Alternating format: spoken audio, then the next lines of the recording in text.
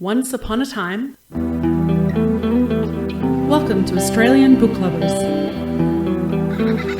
your destination for imagination.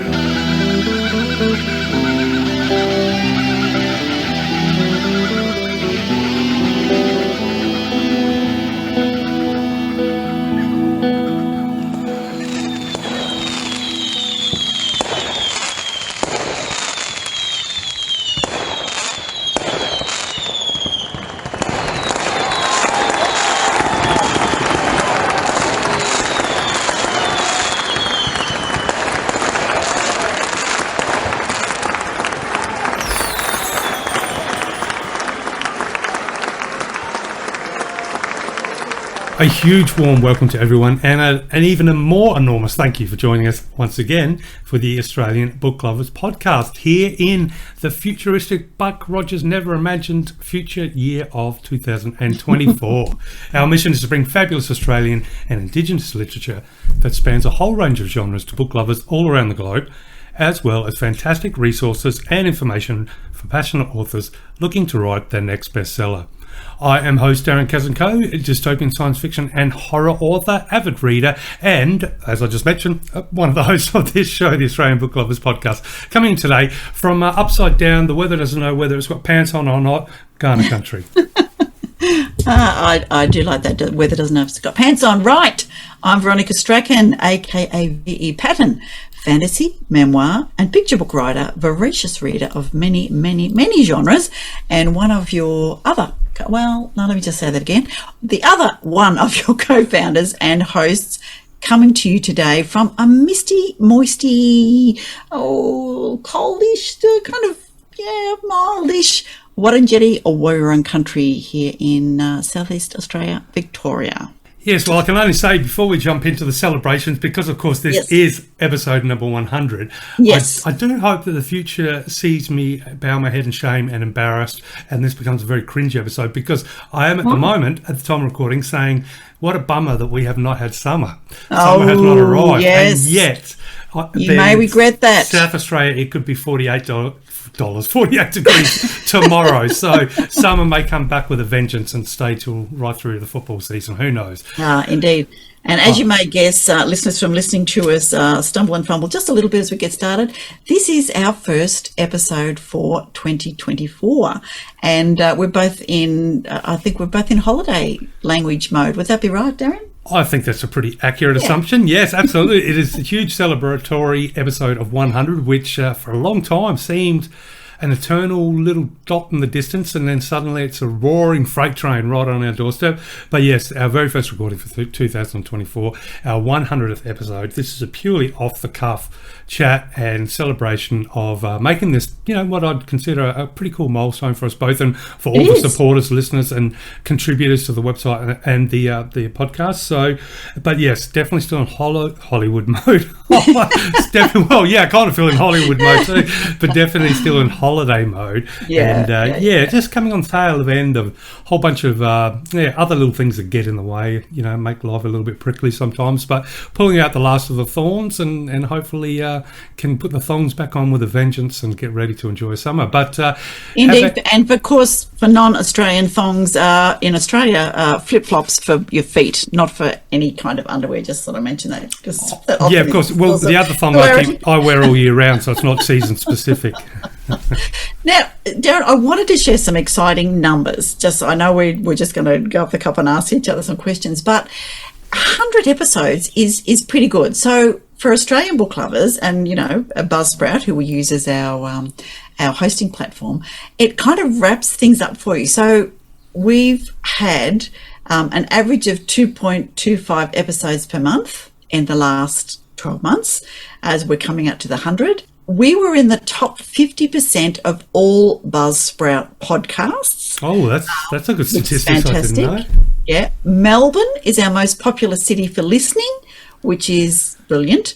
And, come on, after Melbourne, Sydney, and then Adelaide. So come on, South Australia, kick on. Wow. Brisbane, Hobart. These are for episodes published just last year. 30 countries. So as well as Australia, we've got the US, Germany, Canada, the United Kingdom, all listening to episodes. And now our top episodes, and this is tricky because, this is just last year, but David Cohen, Zena Shapter, Danielle Corrie, Petronella McGovern, and Dr. Jessica Rebel for the Suicide Prevention Day. They were our top 5 episodes. So the top 50% of all shows, 30 countries, 27 episodes just in that year, and 2,925 minutes, which is great, and brought our total of hours uploaded to 182 hours and 49 minutes and 26 seconds. Oh, that is a lot of listening. That's a lot of editing too. If you multiply that by 3. Oh, look, absolutely. And look, you mentioned, just before we get too far into the episode, you mentioned our supporters and our listeners, and we have to say now also our subscribers. So thank you for the people who are helping us put the podcast out. And our newest subscriber is EJ Dawson. So many of you will have listened to EJ's podcast, episode, and you'll know, that she's a great supporter and of the podcast and of Australian literature and all those kind of things. She's the author of Echo of the Evercry, Behind the Veil, the Queen of Spades trilogy, and the Last Prophecy series. So was a local, but has now moved up to New South Wales. We'll forgive you for that, EJ, but thank you so much for your subscription. It means so much to Darren and I to have people saying, yep, for, a couple of dollars a month, we're really happy to support you and keep you going. So great. Thank you very much. Yes, EJ, thank you so much. And look, it is always, you're a firecracker to talk to, so that in the best possible way. So always an absolute pleasure talking with you. And I have no doubt you're going to be talking about a new book soon, or at least joining us in the Writers' Lounge of 2024 to let us know about the transition from one state to another and why you didn't come down to SA. But that's for another topic. So, Darren, we talked about asking some questions, but you haven't told me which questions that you'd like me to ask. So we kind of put together for the 100, what would we like? What would we like to do? It was too hard to think about our favourite podcasts and those kind of things, because everybody that we talk to has so many interesting things to say.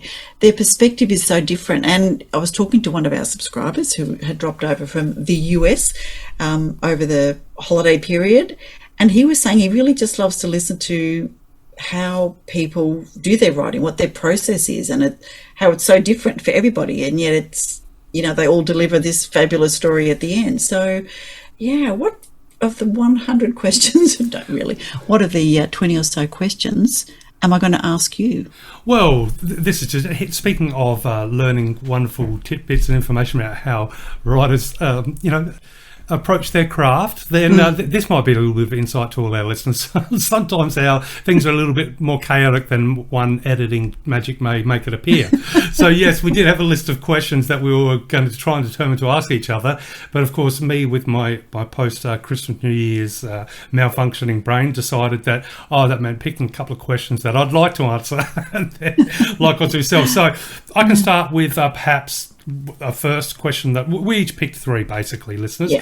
So I'll start with the one that I've picked first, and we can go from there. And then of course perhaps you share your thoughts on that question, and we can take turns. So of course the first question that springs to mind from the list that we had that you so wonderfully put together is, what have you learnt about writing this year?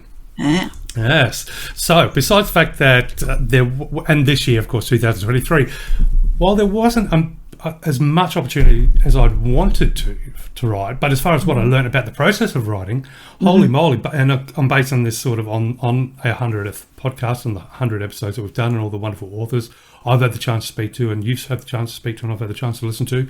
I guess what I've learned is that there are a million different ways to approach it. I mean, especially from the interviews, there were so many interesting tips, so many tricks, so many methods of approach, but most of listening to it all, what really became apparent was that the real trick when it comes to writing is or at least being willing to try out different things that can go towards developing your own style or my own style or give myself more of an idea of what my own style might become or is becoming.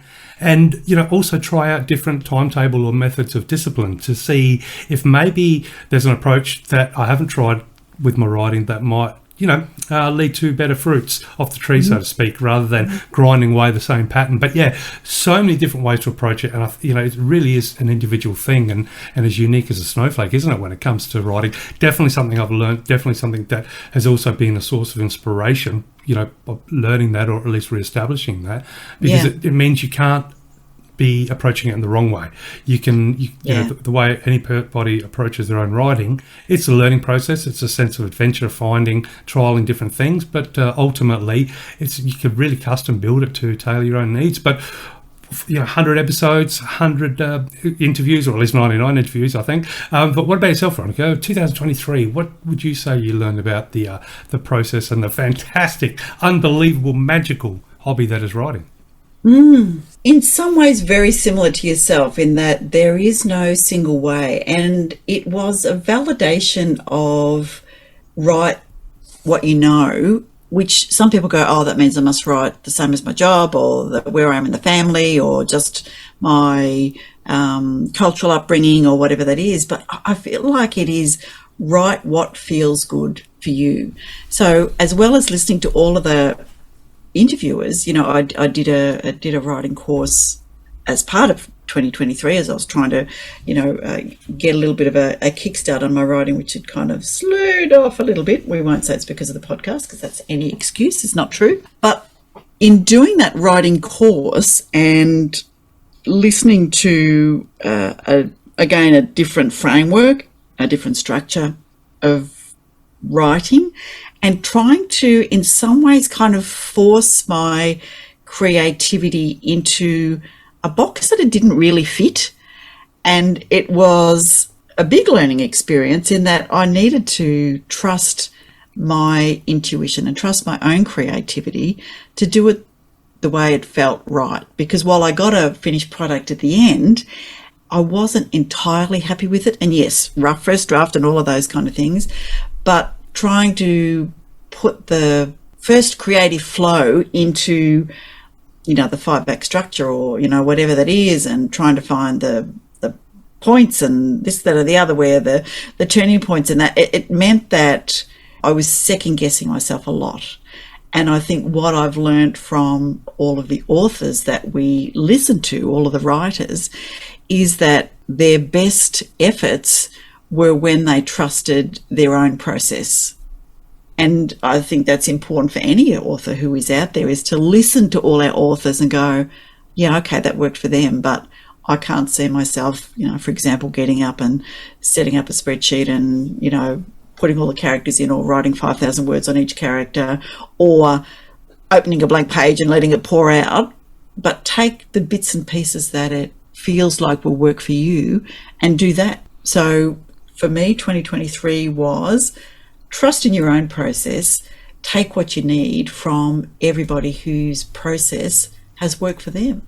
And you can hear it in people's voices, I reckon, when you're chatting to them, and sometimes they feel, it sounds like they're a bit embarrassed about how they write, or, they are surprised at their success when, they follow their passion and that kind of thing. So I think what I've learned about writing is just do it. Just whatever works for you, just do it. Yeah, and I really like that you brought the concept of trust into that, and to trust yourself, and obviously to trust the process of writing too. Although there's different processes to approach it, by putting a word on a page, that's all it takes. The process will sweep you along, but the trust, I think, is a huge one, and trusting yourself, equally huge. And I think that is also, now that I think about it, and thank you for sort of putting me in that thought train, one thing that really struck me as pivotal and really important with all the interviews that we had the opportunity to be a part of in 2023 is that idea of not being worthy, or what's the word? Yeah, being a bit of a fraud, or feeling like you don't deserve imposter syndrome. Is, sorry, there we go. The brain slowly come back online. But yeah, that sense of imposter syndrome. It was such a breath of fresh air to hear that so many people do experience that. I'm not saying that it's a fun thing to experience, but it is a really cool thing to know that, especially as writers, we're usually on our own doing our stuff. if we're sitting there and having that imposter syndrome sort of maybe, chaining us down a little bit, or giving us, stripping away a little bit of our confidence, or stripping away a little bit of the trust we can have in ourselves, to know that it's a common feeling. And it's, within writers, I'm sure it's within other fields as well, but within writers of all different levels of experience and output, it kind of gives you a really freeing sensation. You can kind of take the monster out of that whole feeling of being an imposter, or feeling like, nobody's going to like my work, or my work doesn't matter, or I'm not very good at writing, or however, that manifestation of imposter syndrome arises. So, that was another big thing, and I think you hit the nail on the head. Trust yourself and trust the writing. It will happen, and it will be something glorious. All right, a question. My second question then is, what do words do for me? Well, I'd have to say that they absolutely feel like the blood cells in my body. Words inspire me, they educate me, they entertain me.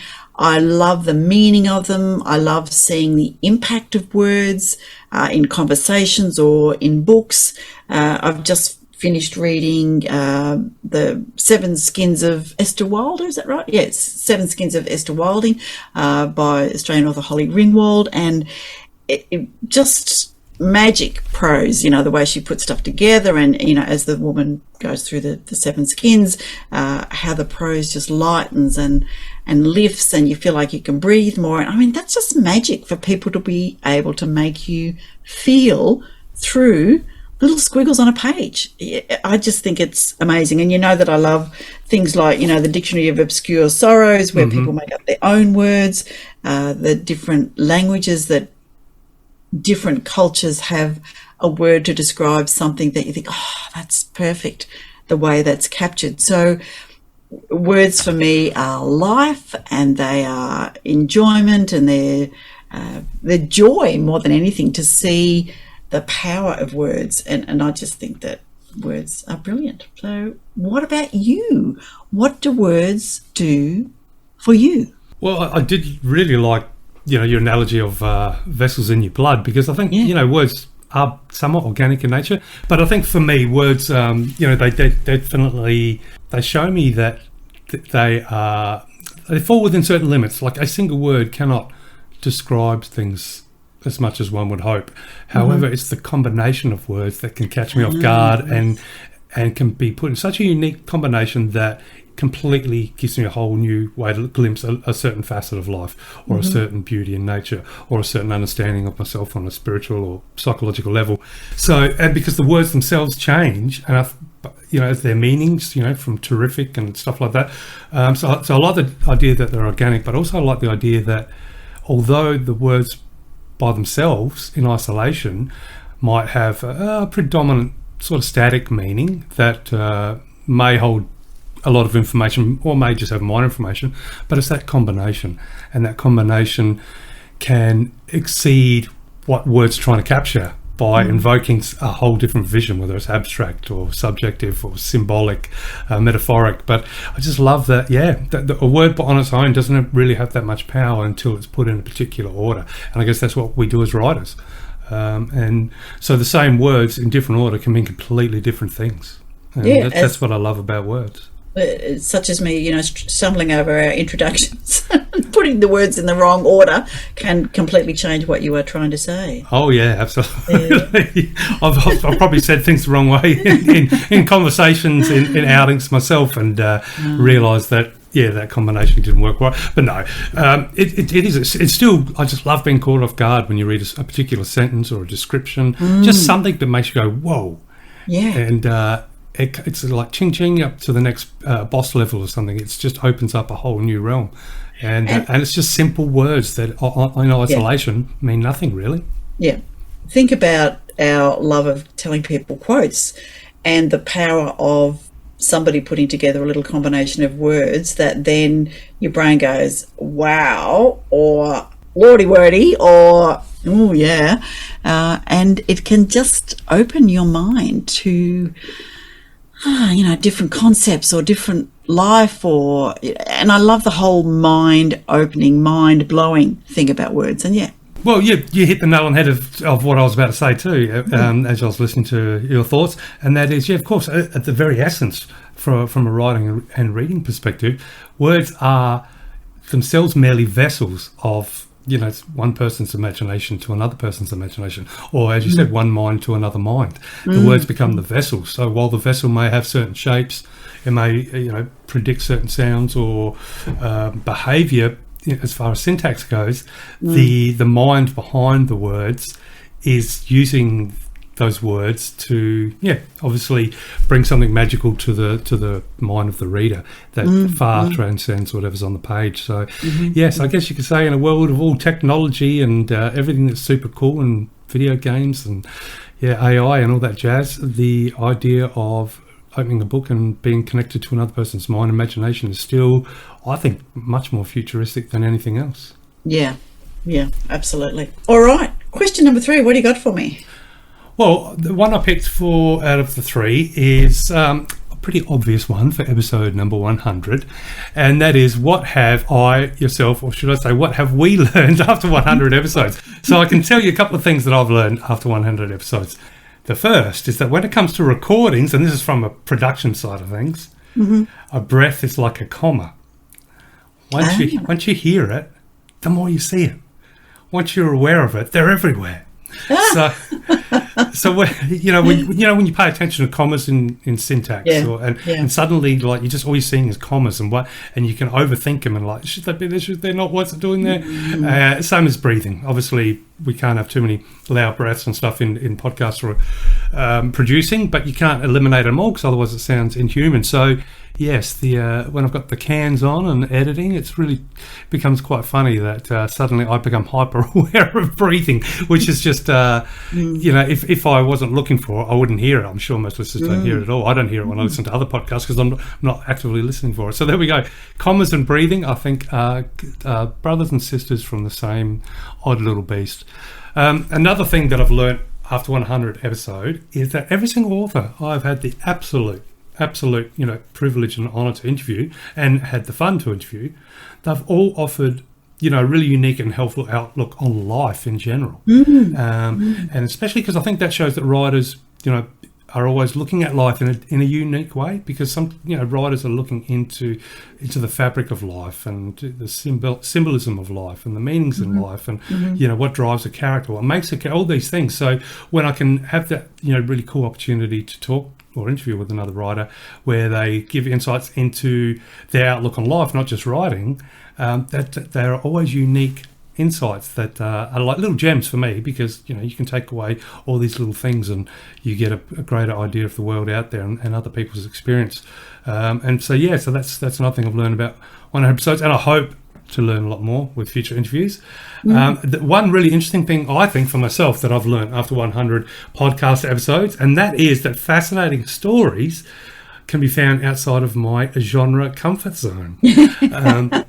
Because I've had that very unique luck to be able to chat to so many authors of different genres or that work in different aspects of writing. I mean, yes, it's probably well known. I love horror and I love sci-fi. As well as non-fiction, but to talk with historical fiction and some romance writers and the fantasy writings, the young adults, even all these different genres that I wouldn't normally pick, as far as that's not what I'm drawn to.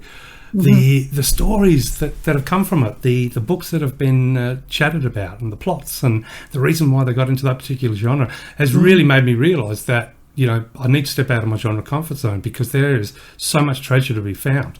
It's just that I just wasn't letting myself look in those areas as much as I should have, because I kept focusing on the same flavoured milkshake that I love all the time with an occasional splash of vodka to spice things up. Yeah. So that was one thing. And of course, goes without saying, for me, one of the most obvious and yet one of the most, profound sort of things I came to notice after 100 episodes, and that is, realistically, for those couple of years of this podcast, and it's only a young podcast, I've chatted with more writers about writing or about books than all of the conversations prior in my whole life.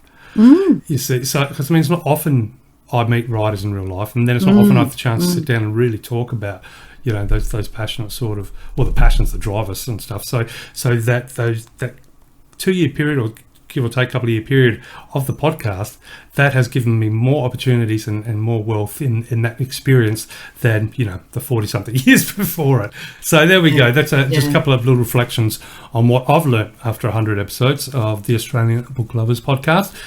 And I would like to know, of course, I'm sure our readers would, perhaps some of the things you've learnt, Veronica, after 100 episodes. Yeah, well, I've got my fingers crossed here, but I'm trying to remember the things that you mentioned. But just thinking about the podcast, one of the things that I looked up in terms of podcasting and prep for this a while back is that 90% of podcasts don't get past episode 3.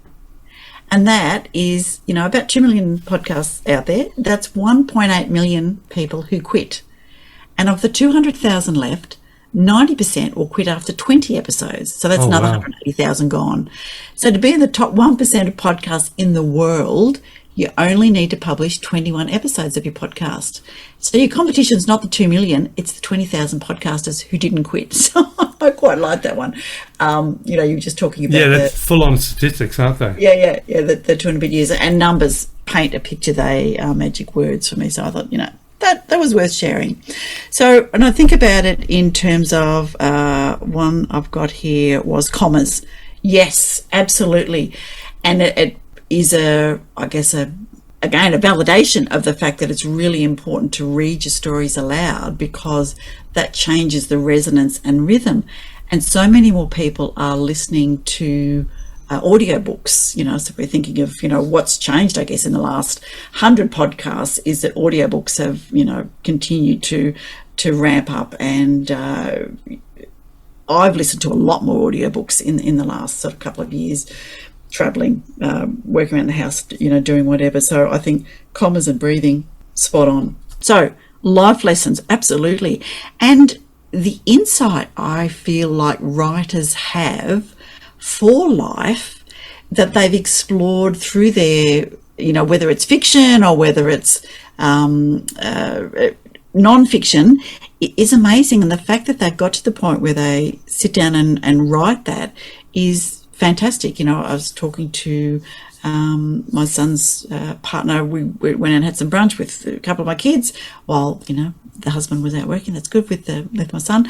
And she was talking about the book called Atomic Habits by John Clean. I can't quite remember. Anyway, he kept writing all these blogs, and the friends were going, "You've got like thousands of people following you. You need to write a book." And, you know, then went on to write a book. And so what is it about the life lessons that you learn that you feel you have to share? And whether that's through fiction or whether it's through non-fiction or whether it's through poetry or whether it's through, and let's not forget illustrators here, you know, picture book illustrators. And we talked to some great illustrators when we were doing the Wilderness Society's shortlist. That was fantastic. Talking to illustrators as well, doing those kind of panel ones. So, you know, their life lessons, and they're tapping into the creativity or the things that are important to them was just amazing, absolutely amazing.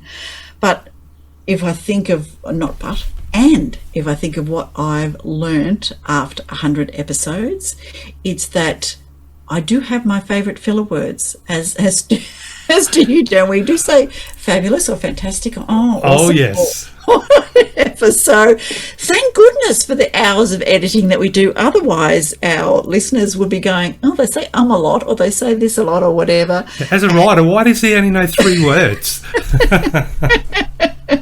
So that, you know, there is that kind of downside. But I think the thing that I've learned the most is that I love to talk about writing and reading. And listening to people is fantastic. So, you know, whether it was on community radio or, you know, all the things that, you know, I love to do. And people will know I'm a facilitator, so I often am, you know, getting big groups of people to talk more. And I just think people are absolutely fascinating. And to talk to them on the podcast, or, you know, once you and I think, oh, well, we do our research and we get ready for the podcast, and then, you know, as we mentioned earlier, before we started this one, we go down a few rabbit holes and we end up going off script or going here, there and everywhere.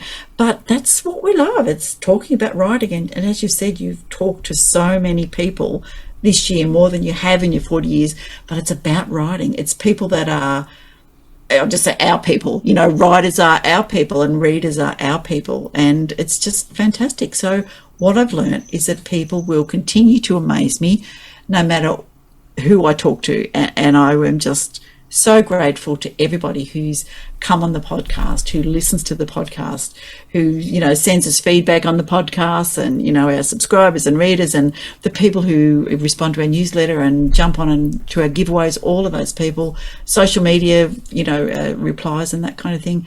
Thank you for all of the things that you've given us in this 100 episodes. It goes without saying that there has to be a huge thank you, because that's really... I wouldn't say it's what we do it for. It's a case of it's been the absolute magic that arises from doing it. And like you said, you discover our people. Yeah. And of course, we should say, there are particular people that we give thanks to. And, I know you and I will both give thanks to our family. And we should thank Steve, who did our beautiful mascots, and Cassie, who does our intro and who put our mascots on the bits and pieces.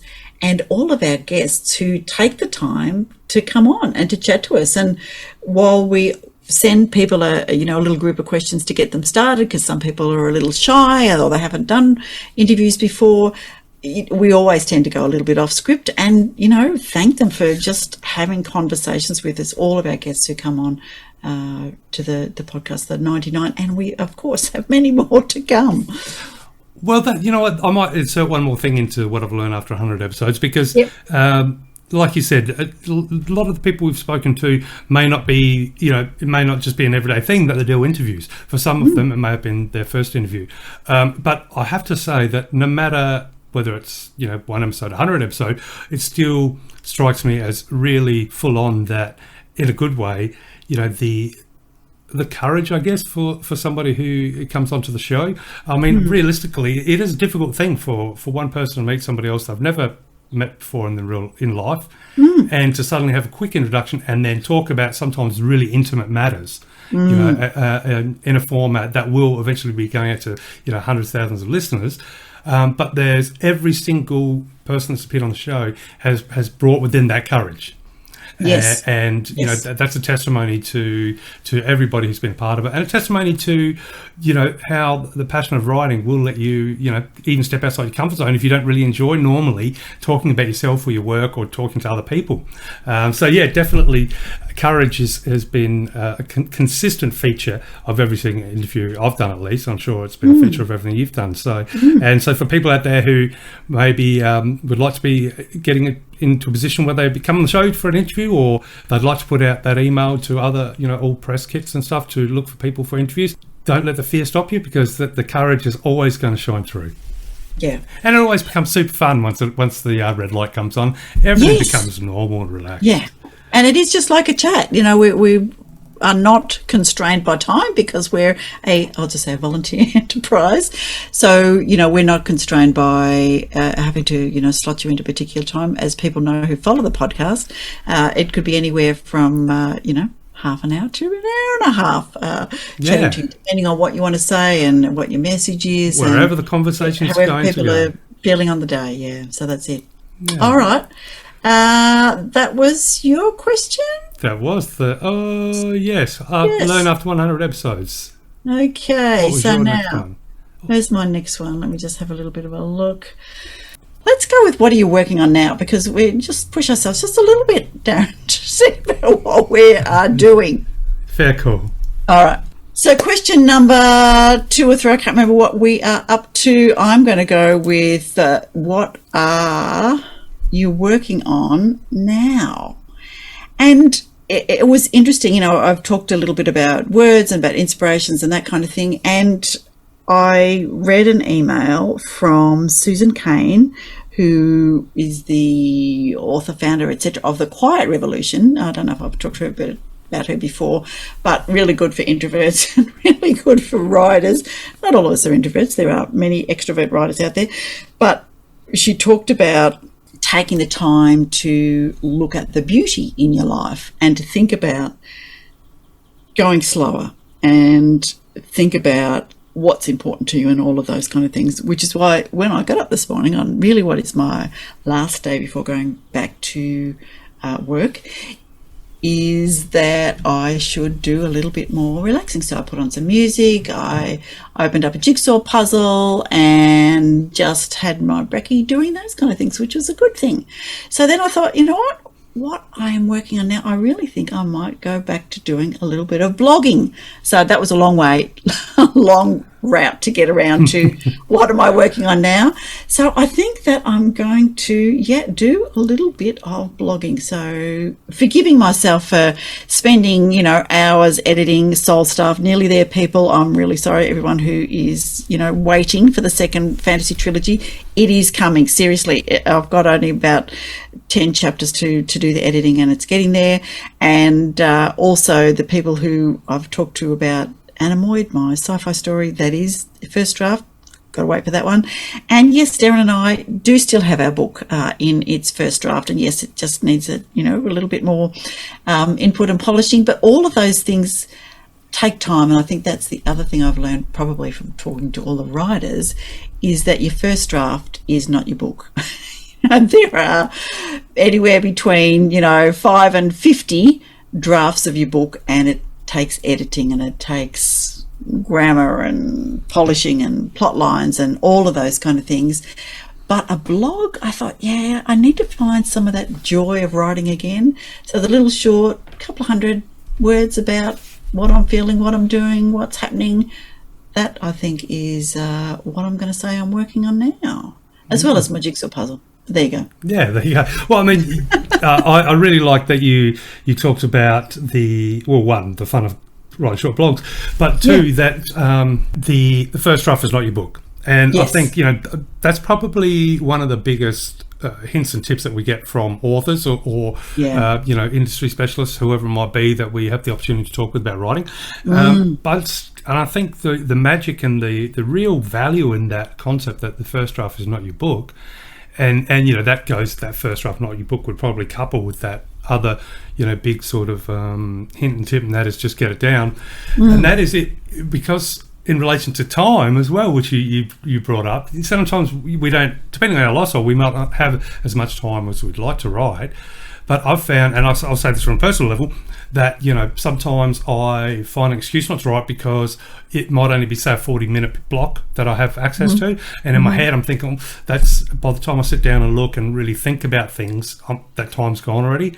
Whereas I should be thinking, no, until this first draft is done, just sit down and hammer out whatever's in your mind with regards to the story. Just write the story, because it's going to be, at least then at the end, you've got that complete first draft, and that's going to biofeedback with positive notions and make you want to really start working on it again. So I like the idea of really, I guess, meditating on the fact that a first draft is not a book. And once it becomes that sort of crystallization in your mind, then even if you've got 5 minutes, you can just quickly whack out a few sentences or a couple of paragraphs on the book, because it's not about getting perfection down, it's a matter of getting momentum down. And but as far as the words in place, blank page you can't do, so some words that will get you started. The question is, am I applying my own little yes, I can say I am. And in the sense of that's what I've had to do. I've had to remind myself, no, I'm not going to have this opportunity to sit down for 2 hours and really get into it and think about all the different lighting in the room and what was this, as I like to with my writing. But now I've worked out, I'm starting to crystallize that, through meditation on that concept. Just get it down, just write it. It'll be there. All the thoughts that I'm having will still be there when I go back to start again. So I'm still on the final stages of the sequel to the Hallucigenia project. The sequel is called Godless. I'm looking right now at Steve Lemon's very excellent artwork. So I've already got the artwork done and the poster up, so just to keep me motivated. But oddly enough, at this point in time, over the next couple of weeks, I will also be working on something very unique, and that is just doing a rough draft for a gentleman here in South Australia who is about to produce and direct his second feature film. He's asked for samples of music for potential soundtrack using cinemacellos, etc. So I will be doing a little bit of a movie score, and who knows, it might result in doing a score for a movie. Not a horror movie, but I do believe it's a thriller.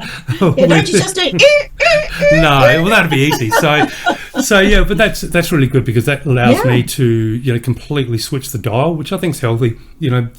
Whether it's editing, whether you're writing, whatever you normally hyper focus on, to be able to flick the dial and go to something completely different that asks for different skills, different mindset is fantastic. So I'm looking forward to that. But most importantly, looking forward to having the final draft done of Godless very shortly, and then that unique party time fun of going in with the scalpel and going, did I really write that? What the hell was I thinking?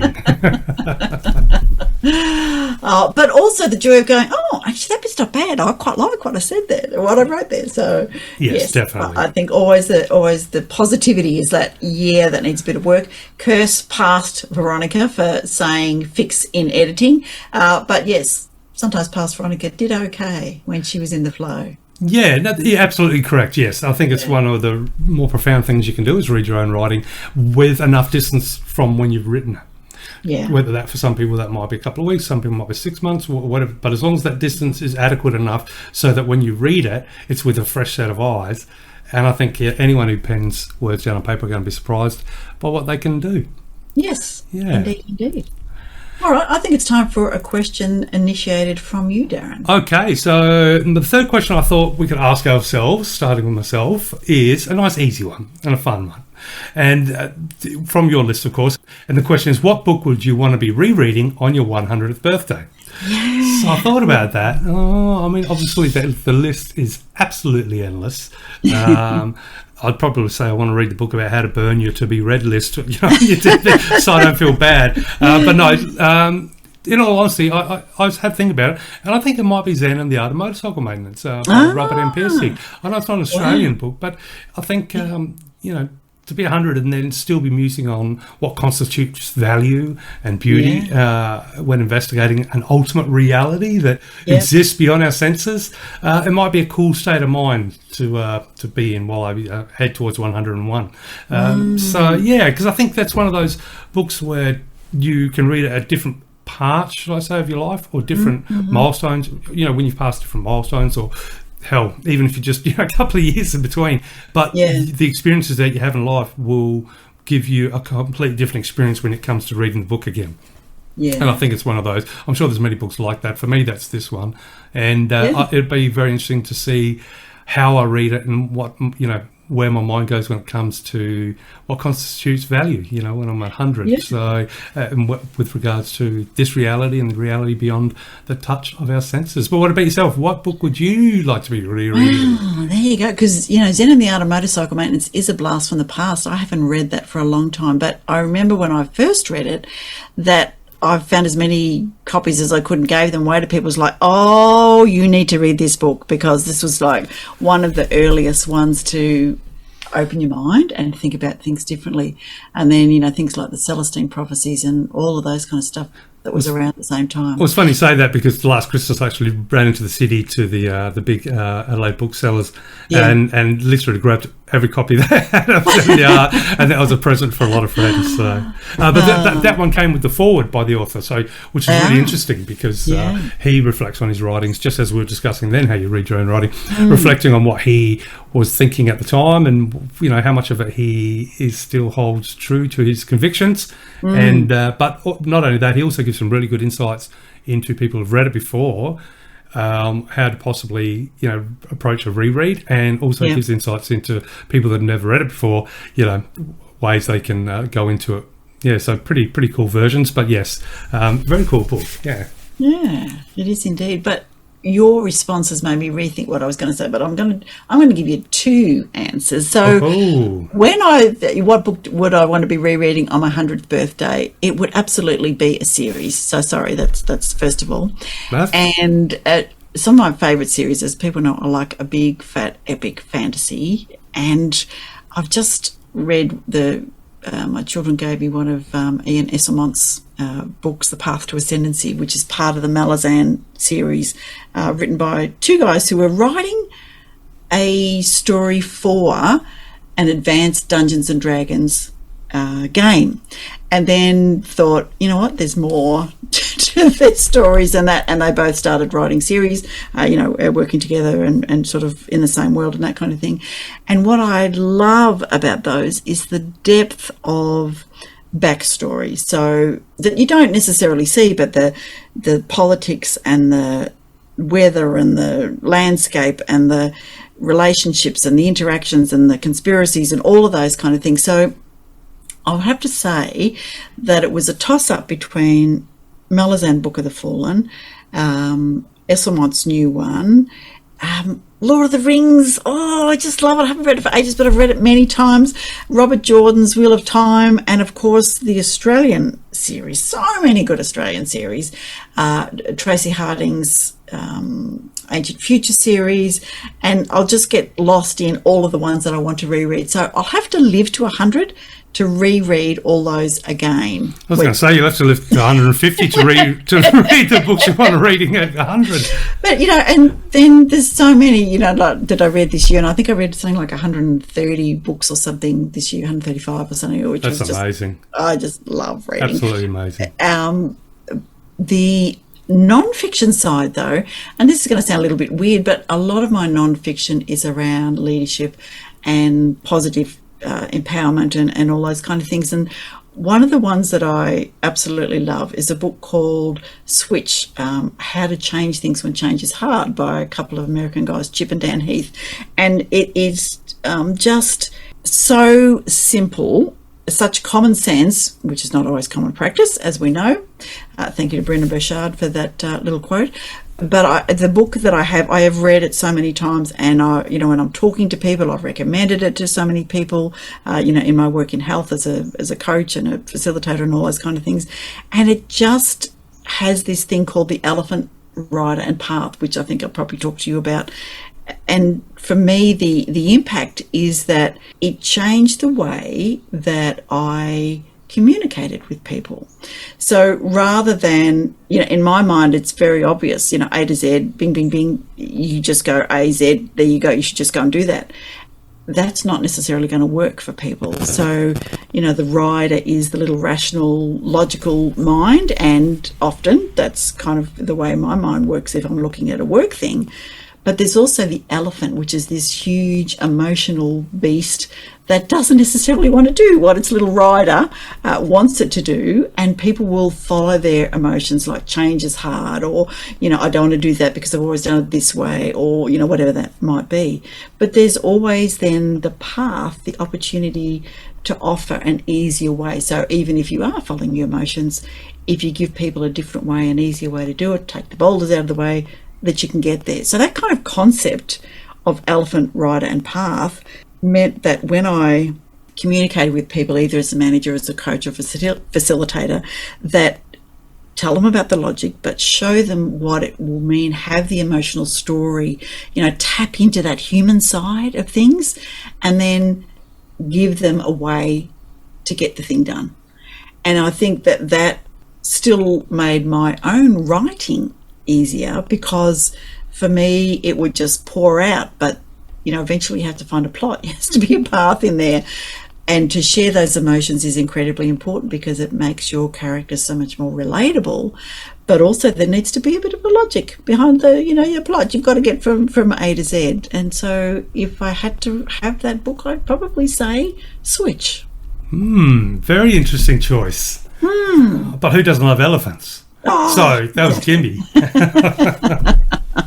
So thanks, Chip and Dan Heath. Okay, so it's up to me again for my third question. It is, yeah. Let's go out with a bang. Oh, right. What is the best story idea you haven't written yet? That is a toughie, but I think I'm in the hot seat now. I have to think real quick. Yeah. So the best story idea that I haven't written yet. I'm going to say that I don't know because I haven't written it yet. But I've had yes, I do. I know why I wrote this story, because when I was packing the bags and thinking about what to take down to the beach holiday, I came across a little story that I'd written in high school, which is typed, people, before computers, typed on pink typing paper, that really thin typing paper that we used to get, and it's called The Interrupted Journey. And it is, I've even written the page numbers, it is 38 pages of single spacing, and it was the first story that I actually finished. So to say that I haven't quite written it is probably not quite true, but it is a story.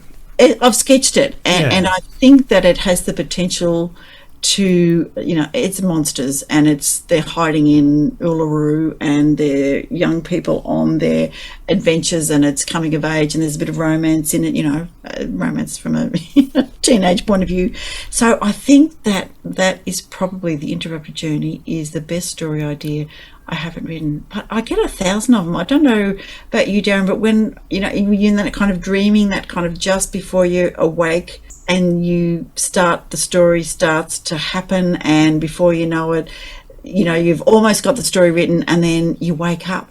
But I want to tell you about one more little connection here, one more segue. I was talking to Angus, my son, and Holly, and they were saying about soundtracks, because they'd come home and they were listening to soundtracks, and they were saying when they went on one of their big trips, they played this game where you have to write a story based on whatever music you're listening to, whatever the soundtrack is, or the radio, or the Spotify, whatever you're doing. And they told me about this story that they had put together based on the soundtrack, because the soundtrack, this would be perfect at this moment. So with each song, they added to the story, or they went back and added detail or a different plot line or whatever. And when they told me their story that they had, I thought, that is absolutely a brilliant story. You've got to write that. It's a screenplay, and you've now got the soundtrack and all of those kind of things. So that was one of the best stories that they hadn't written. Very cool, and inspired by music. Always a good thing. And you would love that, because you always have music in your mind or happening. So, what is the best story idea that you haven't written? Well, off the cuff and in the hot seat, I'll start with a couple of segues based on a couple of things you said. First of all, soundtracks, of course, love them, and obviously have a good crack at recording one shortly. But a very good friend of mine who owns a shop called The Beatbox here on the coast, who restores, old record players, but he has a record shop and all that sort of jazz. But he just got a big import of all soundtracks, movie soundtracks, all 70s and 80s, so good.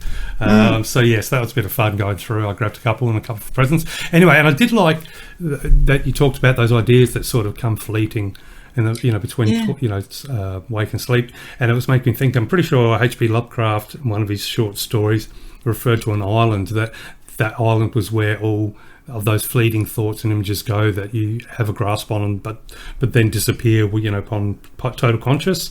That there's this particular island that holds all of those lost things. But nonetheless, but as far as what I'm thinking might be, I'm not going to say the greatest story that I've never written, but a story that's been in the back burner of my brain for a long time, probably since I was a teenager, it's actually a thriller, I suppose.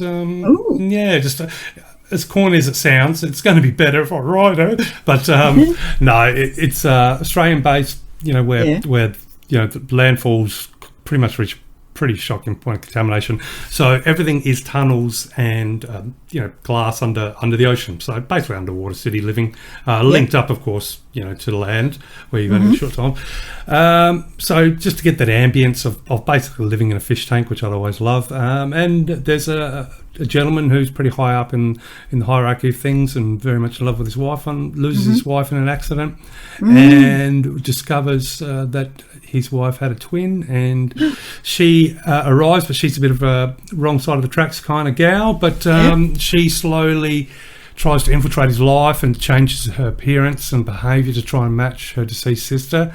And he doesn't know whether he's falling in love with her and she's falling in love with him, or if she is using his position to possibly assassinate some people based on different factions controlling what's happening on land, what's happening underground in the water. So, there we go. That's kind of like, sounds pretty generic story, but in my head I can see I'm more interested in describing, the bubbles and the fish that are swimming around. It's going to be super cool. But there you go. A little insight into my Christmas New Year damaged brain.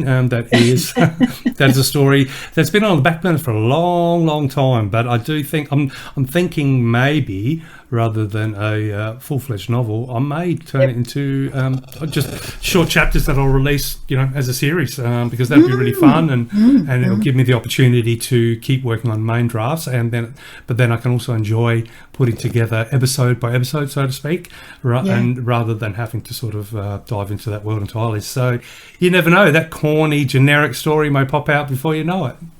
And while you might feel like it's corny and generic, you putting your slant on it and feeding it through the filter of your brain is going to make it absolutely unique. Nobody will write it like you. And I hope that Yuki doesn't see... She hasn't got a twin, has she? No, but obviously this will be, when I say thriller, it's going to be a very dark thriller. Of course it is, because that's the way your brain works. But look, so what I've just described is the tablecloth. It's the feast that will come with it. Yes. We'll have a lot of chilies. Oh, I really like that. I really like that. That's excellent. The tablecloth and the feast that will come with it. All right, I'm going to share one word from the Dictionary of Obscure Sorrows, because this is one that is spot on here. So this is Exis, E-C-S-I-S, and it's the haunting sense of mystery infused into certain random details that beckons you to wonder how it ended up here at this point in time. And I think that's the way, when I talk about ideas that I, sort of haven't written yet, that I now will see people or hear a snippet of conversation or look into a garden or see something as we drive past. And it's, marvelling at a patch of white on a dog's chest, a bubble trapped in an old window, a glimpse of Saturn's rings shivering in a telescope lens, knowing that behind the thing itself is a long chain of causes and effects that veers off into the shadows of prehistory, anchored somewhere near the dawn of time, even though the end result is somehow right there in front of you, shimmering in place. And that's from Indonesian Ekis, E-K-I-S, which is to exist. So Exis, people, thank you. Yeah, do that. I like that. That's pretty cool. You like that? Yeah, especially... it was like, I just have to share that one. That is just, you see that. And writers just see magic in words, in a flash of something. And, those are so many story ideas that we haven't written yet. Yeah, that definition, I think it goes towards that, the concept of a quantum fluctuation, which sends vibrations, which then has interactions and causes and chain reactions to the point where it ripples through molecules, and then the molecules ripple through tiny electricity, and voila, the flower emerges. But the whole process in one. You look at the flower and go, "Oh, that's a pretty flower," but and then of course behind it is that all those shadows and those weird things that eventually lead to the eternal, I suppose. Which is the segue roundabout to what I was mentioning before, the Susan Cain's blog that I read this morning about taking the time to see the beauty or to see the mystery or to see the complexity of what you're looking at or listening to or whatever. So there you go.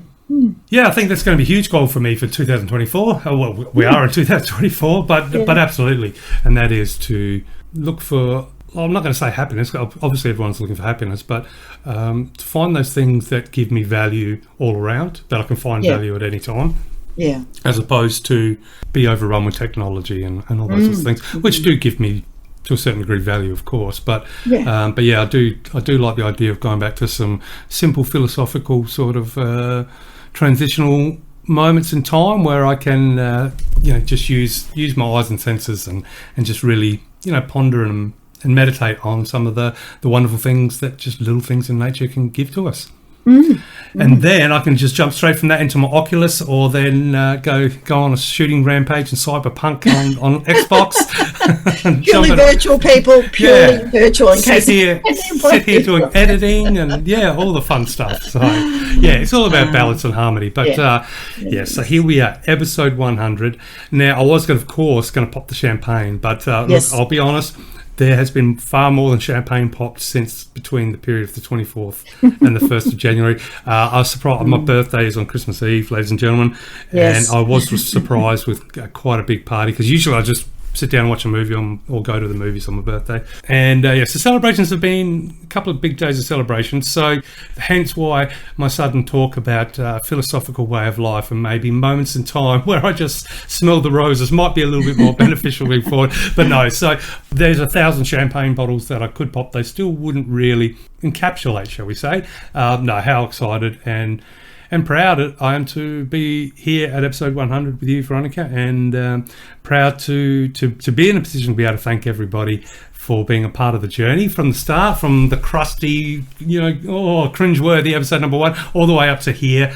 And look, it really is a case of, as a writer, not many words I can put together for this one, because to go from the idea and then to be sitting here at episode 100 and all that's gone in between is something that, I've had that time to reflect on as I've had a couple of weeks here where there's been a little bit of inactivity. And so hitting the pause button and then getting that little bit of distance and looking back, it's I can't say with enough, I guess, importance for myself at least, that this experience has been one of the biggest experiences of my life, realistically, of what it means to take an idea and then the next thing you're chatting about amazing topics with amazing people and having all these amazing people listening and feedback and people submitting books on the website. Having the chance to hit pause and look back, it's I'm really thankful, and this does go down as a growing organic achievement, but an achievement nonetheless that I'm so happy to be a part of, and wouldn't be possible without yourself, Veronica, and everybody. So thank you for letting us get to episode 100. So thank you for all the thank yous, and I probably just need to say ditto. And as I mentioned earlier, I love listening to people. So putting a podcast together from why don't we do a podcast? Darren going, okay, let's do that. And before you know it, we have just got to 100 episodes, which, as we've explained with the statistics, is a pretty major milestone. So good on us for doing that. Let's just have a little pat on the back. But it would not be without everybody that has assisted, and our families, the people that have jumped on, and it is an amazing journey, and we are not done yet, people. So fear not, there is more to come this year, and keep listening for so many chats about writing and reading. We've got more and more authors to speak with. It is lovely to be able to connect via this medium, and while it takes us a little bit of research and getting ourselves together, once we get talking, it's almost hard to stop. So thank you to that. And thanks, Darren, for being I guess a good foil, a lovely sounding board, and poking the buttons to make me think outside the square, and hopefully a little bit the other way as well. So people continue listening to Australian Book Lovers. Of course, we are all about Australian books, so read more Aussie books. Get yourself onto the website, look at all the fabulous authors that are there. Write your own book and get yourself on the website, and whether you go the traditional route or whether you go indie or whether you go some kind of hybrid model, get your words on a page, get them out there for people. And thank you for listening. Look, there has been a bit of a lull in proceedings, obviously, and I've used this quote too many times, so I'm still going to get a T-shirt made, and that is life. It's what happens while you're making plans. I did have a bit of an injury that did just roll into a good couple of months there where it was just things weren't going that well. Nothing major, but just enough to sort of make being on the computer difficult. And then, of course, I got COVID and all sorts, and then Christmas and la-la-la-dee-dee. What I can say is this, though, to all of our amazing, stupendously, miraculously, wickedly cool listeners. I'm trying not to use fabulous. But though they are fabulous. Absolutely, yes. But what is this word fabulous? It's no longer in my brain. No. Yeah. We are in 2024, and that lull that I just was talking about a moment ago, and how that let me reflect upon this journey and this experience and how much it means to me. It also made me realise that whether it's through serendipity, through chance, through luck, through divine intervention, who knows? 2024, that's going to be a huge year. It's going to be a massively transitional year for societies all around the world. It is going to be a hugely transformational year for the art industry, for artists, for art mediums, for jobs. The integration of AI into societies is just going to be literally something out of science fiction. It already is. Saying all that, the one thing that I do love is that the actual human art is going to become a lot more valuable than what it is now. There will be a premium on true human art. I can't. I absolutely am sure of that. There will be beautiful AI art. There'll be. Look, the reality is there's going to be some stunning novels written by AI as well. It's just a new paradigm shift that we're going to have to get used to. However, that will only enhance the value that comes with knowing something is purely human in origin and human in execution, notwithstanding, of course, digital tools that we might use.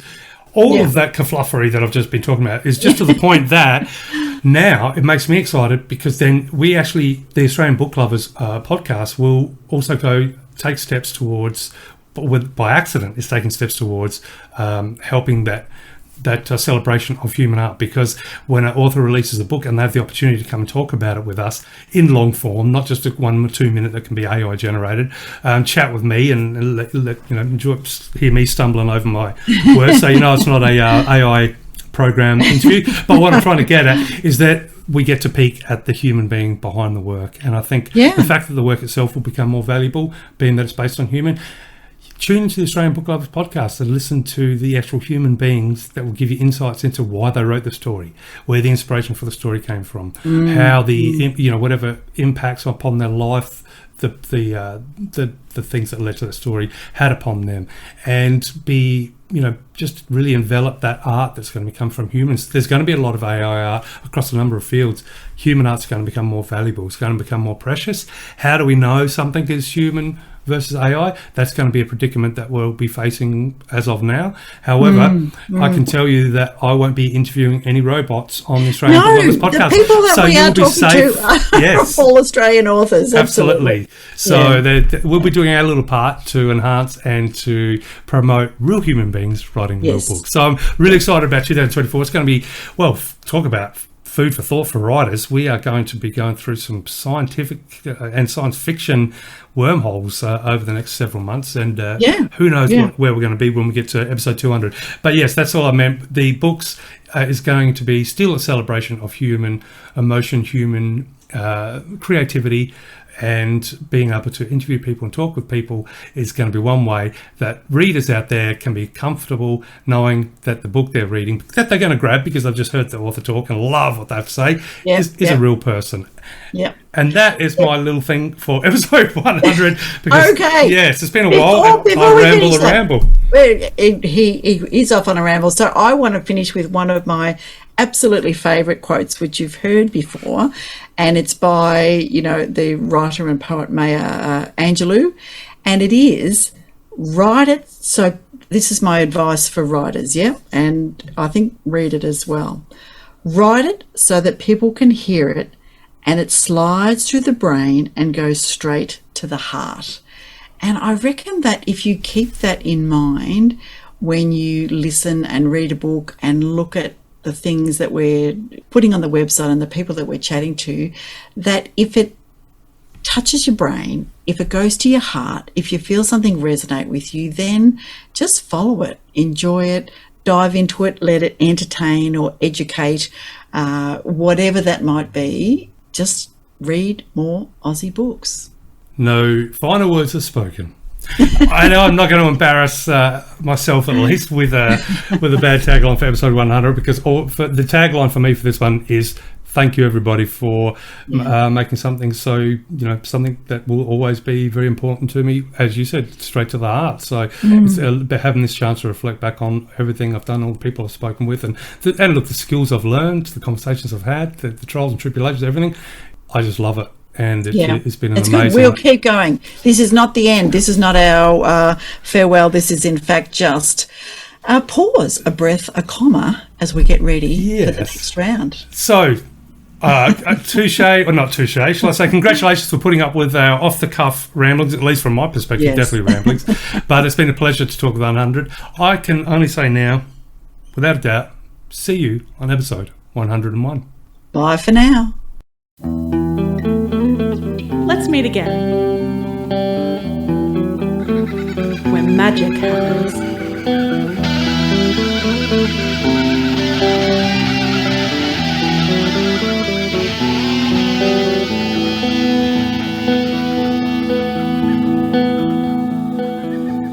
Australian Book Lovers acknowledges First Nations peoples and recognises their continuous connection to country, community and to culture.